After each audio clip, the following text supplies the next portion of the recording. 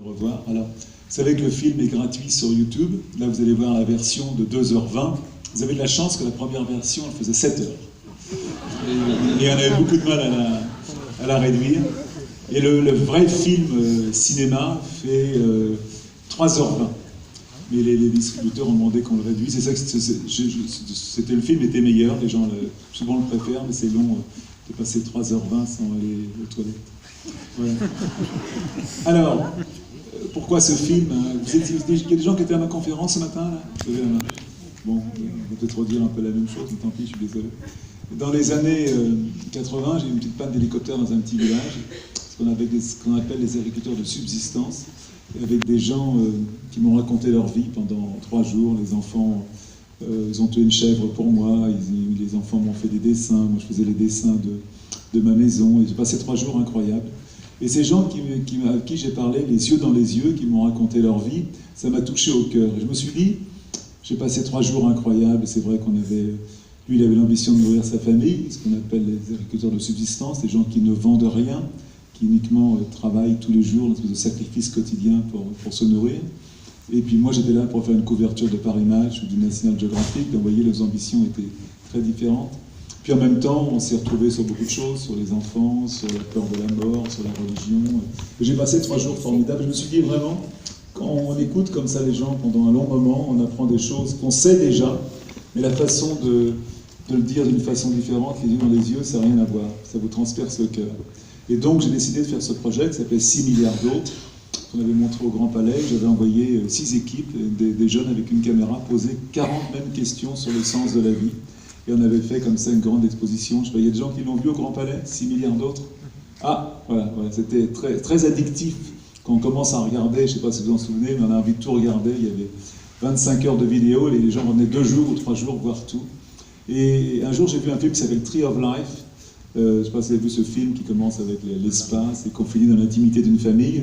Et j'ai eu envie de faire ce film Human qui mélangeait ce que j'aime faire, la beauté du monde, la photographie aérienne, sans commentaire, avec de la musique de mon ami Armand Amar, et ses interviews. Alors c'est un film qui est très politique, c'est un film où je voulais faire un film pourquoi est-ce qu'on fait la guerre, et bien sûr j'ai pas eu la réponse, mais pourquoi est-ce qu'aujourd'hui on est capable d'investir des millions pour faire des armes pour tuer des gens, et qu'on continue encore dans la même boucle, alors qu'on est le pays des droits de l'homme, de la liberté, vous voyez, des ONG.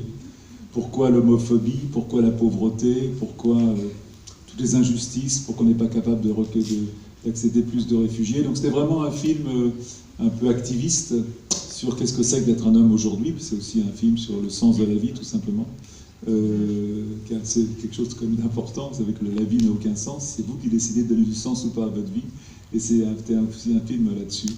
Donc on est parti... avec mes équipes, tourné dans 50 pays, on a fait 2000 interviews.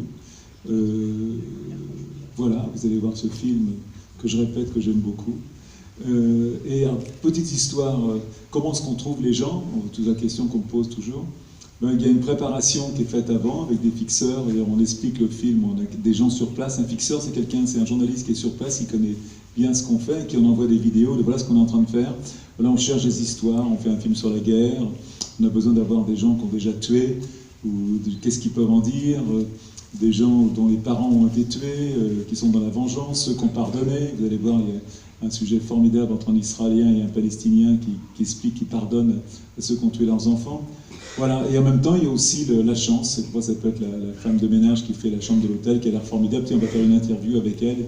Et puis, c'est une Brésilienne qui parle du bonheur d'une façon formidable. Aussi petite chose, quand on arrive avec l'hélicoptère et qu'on fait des images, et souvent dans des endroits extraordinaires, comme là, vous allez voir la première caravane, les images du début du film, il y a une espèce d'énorme caravane qui est sur la frontière.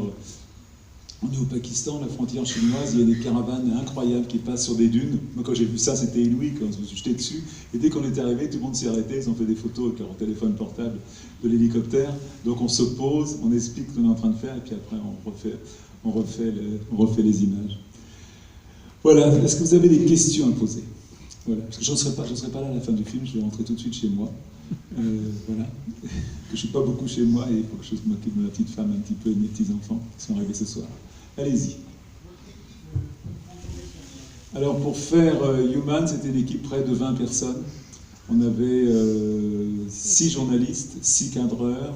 Après, il y a une équipe de montage que vous imaginez, on amène des rushs d'une façon incroyable. Donc, on a des milliers d'heures de rush. Dans le film, on a utilisé 1 pour 1000.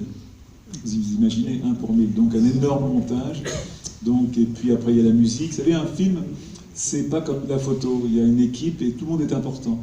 Tout le monde est primordial. Le musicien, le monteur, c'est vraiment un travail d'équipe, le technicien, parce que on travaille avec en 2K ou en 4K, après il faut travailler après le soir, le mettre sur les ordinateurs. C'est vraiment et c'est ce que j'aime dans le cinéma par rapport à la photo, c'est que c'est vraiment une famille importante.